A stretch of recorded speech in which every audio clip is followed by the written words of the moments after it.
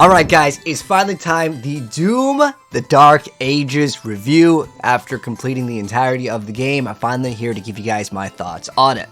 So for starters, let's go ahead and go over the game's visuals. You know, after playing the game and going back into Doom Eternal, the game actually has some really good graphics, and it really comes down to the draw distance as well as optimization.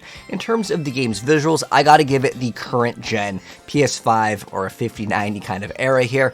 I think the graphics are really well done, but specifically at how fast the game runs too. Like, I wasn't really incredibly blown away by the graphics, but how smooth everything ran, especially again when you look at the draw distance with the game in these very large areas. The game looks damn good, especially when you look at the cutscenes. They did a very good job with the game, especially with how big some of these levels are and how many monsters actually appear on screen. They actually, again, did a very good job. When you compare it to Doom Eternal, which had a limited amount of monsters on screen, even though you delete them pretty fast in the game, I would say visually, the game looks impressive. Now, the next section here, in terms of like the review, maybe you are deciding if you want to go ahead and pick up this game or not, which was a frequently asked question, like, you know, is this game good? I would say the game, in terms of like who it's for, I would say teens and adults is probably their main demographic, and I think that the average casual gamers will really enjoy this game. Now, as far as hardcore games go, I really felt like Eternal was more of a hardcore game, like a huge Doom fan, sort of a game where it is very difficult compared to this game, and that isn't necessarily a bad thing at all if a game is casual, but this is where I would say that the demographic is catered towards. Now, as far as the gameplay feel, this is where my opinion kind of differs from the game. Now, straight up, the game is a pretty damn good game. However, I gotta tell you guys that in terms of the gameplay feel, it is not on the level of Doom Eternal. It definitely feels like a step down, and that is because the fodder enemies in this game are kind of just there, and it really feels like they don't matter. Even in Doom Eternal, the fodder enemies mattered because you would try to do finishers on them to go ahead and replenish your resources, which you can do as well in this game, but the way it feels doesn't feel as good. The game doesn't feel as tight as Eternal with the fast-paced double dash, double jump action combat. I would say it is pretty decent for the genre, but I wouldn't say it is absolutely godlike. Like, overall, my impressions of this game is it's a damn good game, but it's not a Doom Eternal, which is kind of a disappointment, because Doom Eternal, for me personally, was one of the peak games in the Doom series, but I still think the game is good overall. Now, as far as the audio goes, it's more on the side of just straight up metal, versus in Doom Eternal, you definitely had a lot of different electronic sounds in the game, and I actually recently went over the soundtrack, and I would say that there are a few select good songs, but Doom 2016 Eternal are just a little bit of a step above when it comes to the audio department. Now, as far as the gameplay depth and customization, I would say that there is actually a pretty good amount of options for builds, because you can set things on fire, and then when XY condition is met, like, you can actually shock enemies. I would say for the game genre, there is a good amount of options for build, but don't think of this as like a Path of Exile game where you get all these different upgrades from your weapon. You kind of have like increased damage, increased amount of, you know, pellets in the shotgun, increased damage to armor. It's a good amount for the game, and because that you can get increased electric application or fire application, get either armor or HP with some of the stuff, I would say they did a pretty good job for, again, the game. Again, for the options, it's not like you're picking classes or anything like that. As far as the difficulty, this is another thing that I want to mention. I played on Hurt Me Plenty, which I would consider the normal difficulty for the game. I would say that you could definitely play this game without a guide. You may have a couple deaths, but I never had any like game overs, because you kind of have like these revives that you can acquire, and they're kind of rare. But for the most part, I would say your average gamer is going to be able to complete this without a guide. You'll die maybe a couple times on it. Now, if you go to the hardest difficulty, which we did go to, the game doesn't feel as fair as Doom Eternal when it comes to difficulty. At least that's my personal experience with it. I felt like Doom Eternal on the harder difficulties felt like more of a challenge, and it felt more skillful, and it felt like it was more on the fair area. Whereas this game, you're kind of waiting on enemies to utilize an attack, and you would actually just block with your shield. That's a huge new thing with the game over here. And I'll show you guys some of the newer stuff like the dragon here, and we'll talk more about that in a moment here. So as far as the grind goes, there's no grind needed. There's really no backtracking. There's no, I had no idea where to go with this game. I didn't feel like majority of players would actually get stuck in the game. There was like a moment where I was stuck for a minute. I just had to find where's to go ahead and open up the switch or go ahead and throw my shield to make something activated. There's not really too many puzzles that you'll get stuck on. For the most part, there's not really any areas that are very challenging in like the puzzle department. There's actually one cool puzzle where you have to rotate a room that has like some water, but for the most part, it's really not that big of a deal. Now, as far as the story goes, I would just say it's okay. It kind of moved the story along, but there wasn't anything that blew my mind away. There wasn't any decision making. I would not say that people are like, man, I can't wait to play the new Doom game for the story. It just kind of exists, and the visuals are very good in the story, but I would just say it's kind of just a pass. It's like, it works. If you want to skip the cutscenes, feel free to go and do so. You're really not missing out on much. Now, as far as the game time, I would say if you want to take the alternate paths, you could probably get 20 hours. And if you want to unlock all the secrets, all the little toys, all the other gun skins, and by the way, the gun skins are just color variations, at least the ones that I found so far. Maybe there are other ones, but for the most part, I want to say most people will probably play this game and be one and done. It's not a bad thing though, okay? Just, I want people to realize that they're not going to be buying this game expecting like, you know, thousands of hours into the game unless you want to be a speedrunner. I would probably recommend Eternal over this game overall in terms of like longevity if you want like more multiplayer content, and again, just more things to do in the game.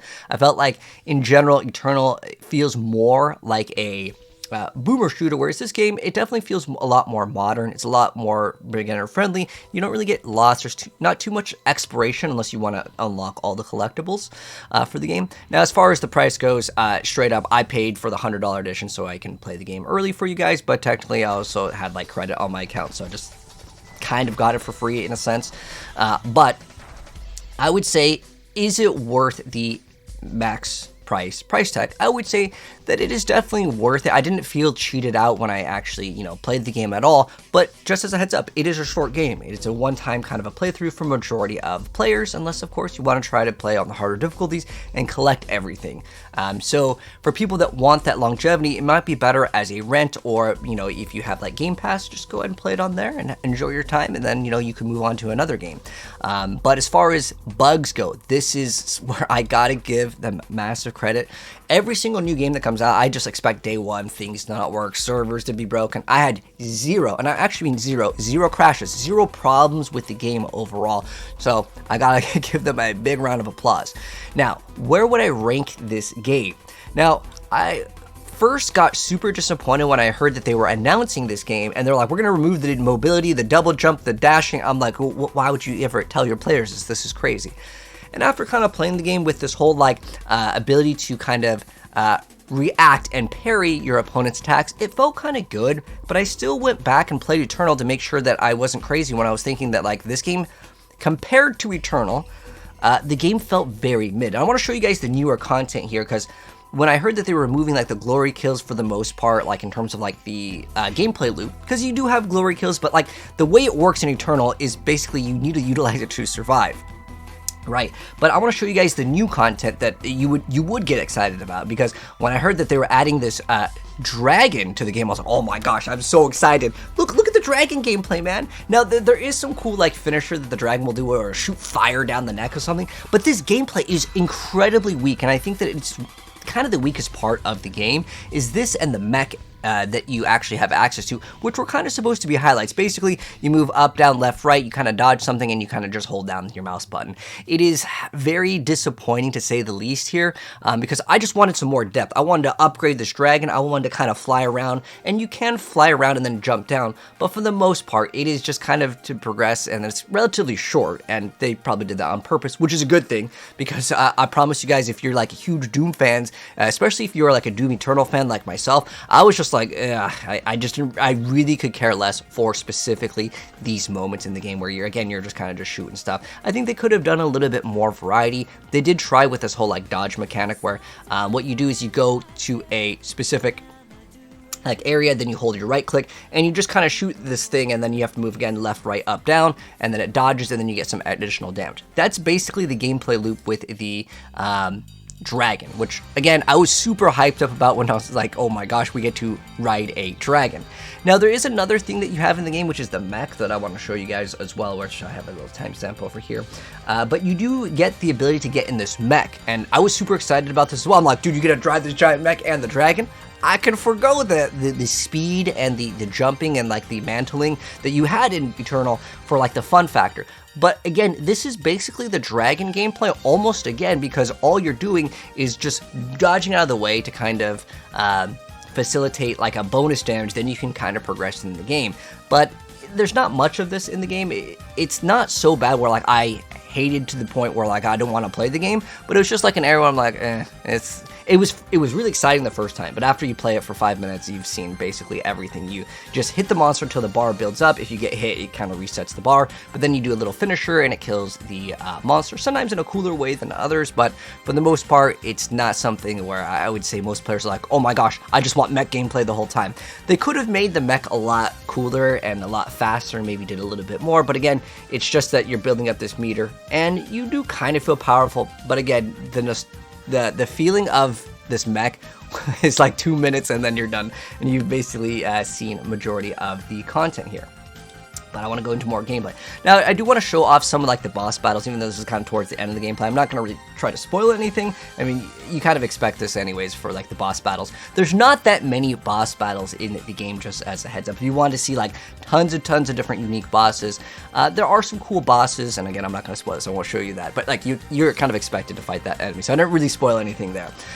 But as far as the game goes in terms of upgrades, there are a decent amount of like hidden secrets, and they're not all just simply for like collectibles. There are upgrades that you can get for your items, as well as upgrades that you can get for specifically getting gold, and then you can kind of choose your upgrade.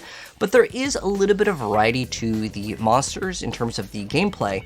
But one of my heavy criticisms here, in terms of giving it a numerical score, that I gotta mention is that in Doom Eternal, you were really encouraged to weapon swap. You can weapon swap in this game, but it's not really encouraged. There are certain enemies that, like, if they have any of the shields, you want to throw out the plasma. If there's these guys with these shields that you can heat up, you can throw your shield and it's just going to explode all of them. But for the most part, I would say that Doom Eternal just did a better job in a lot of areas of this game. Now, if I was to give this game a numerical score, which obviously we're going to do for the review, I would say it is a easy 8, maybe even a 9 out of 10 in terms of like how much fun I had. But if I compare it side by side with Doom Eternal, I would say that the game actually would be a 6. And I know that seems harsh because the game is pretty damn good, don't get me wrong. It's just that Eternal is what I would consider a legendary game where I'm like, dude, yeah, absolutely. If you are a gamer and you are slightly skilled, because I'll be honest, Eternal is a really hard game, but it rewards you and it makes you feel really good and powerful, whereas this game, you feel powerful, but you kind of feel a little bit OP in the sense where like, you could just block. It kind of gets you out of a lot of situations where Eternal would have required you to like dash to the side, do this, kill this in a certain way, and then do a finisher, time this right. Like, again, you were able to do so much more, and I would say it's kind of like if you've played Devil May Cry, or if you played Super Smash Bros. Melee and you're going to a different game that's in the same sort of like genre. Like, Melee feels so much better in Smash Bros. And Devil May Cry in general feels better than any other hack and slash game because of the way that the game feels. When you remove the mobility and the finishers and the weight of the combat is the best way I can put it, Doom Eternal is just an overall better game. Now, it doesn't mean that this game is bad, it's just that if this is a sequel to a game, I usually expect sequels to have more content and improve upon the game. Well, this game improved in the areas that I would say are more friendly for casual. Again, a lot of times when that enemy attacks, you just wait for the green and you block. And it's not necessarily a bad gameplay loop, but when you compare it to Eternal, it is not nearly as powerful. So I know I'm giving this game kind of two different scores here, and again, if I'm just reviewing the game as a whole, it is without a doubt a solid 8 game. It is a really cool game. But if I was to compare it side by side with Eternal, it falls flat on a lot of different areas. But anyways, that's kind of my review score that differs from a lot of other reviewers or anyone that is probably talking about the game, because again, I would say a lot of people do enjoy the game, but there are people out there that prefer that faster playstyle and want the same experience as Doom Eternal, which is kind of what I came in expecting. Again, the game is not bad. It is still something that I would say I could easily recommend, but that's going to be my honest review score of the game. So again, 8 out of 10, 8.5 even could be a very reasonable score. But a lot of the enemies, even on the hurt me plenty difficulty, I mean, you can see I'm just killing them. It's too fast, I would say, for just the feel of just the enemies feeling almost useless. Whereas in Eternal, every single like battle that you play, especially in the earlier stages, you're fighting by the skin of your teeth in a lot of these battles, especially for your first playthrough, and it feels good because it's like, oh man, I just defeated them. Whereas this, I was just kind of like, kill them all. I just felt too powerful in the sense where it didn't feel like I earned it, if that makes any sense. Whereas Doom Eternal, because you're able to move around, you have all this mobility, you have a lot more decision making in the game, and your decisions can definitely lead you to the death in that game. Whereas this game, a lot of times when you're lower on HP, they definitely give you a lot more HP. And because the way they designed the game is they kind of pseudo make the game feel like, oh man, I just barely got by, because when you're on low HP, they give you a lot more HP on like an elimination. So you feel like you're low HP, but you definitely can notice it. Especially, again, go back and play Doom Eternal if you're a fan of that game, and then come back and kind of compare them, and you'll definitely see what I'm talking about in terms of like how much better Eternal is. So my overall verdict of this game: is it worth buying? Is it worth playing? Because I had a lot of people ask me while I was live streaming the game. I would say it's an absolutely like thumbs up for the game. But when you compare to Eternal, which is a double thumbs up legendary game that I super can recommend, I would say if you have not played Doom Eternal, play that game first and see if you like it. If it's too hard, you may like this game actually more. But personally for me, I would say without a doubt Eternal was a way better game. I would die on the hill that objectively that game is better. But there's still some fun to be had with this game. But again, you're also losing out on multiplayer and a lot of other extras that Eternal just simply offers. And obviously Eternal's an older game, so it'll be even cheaper.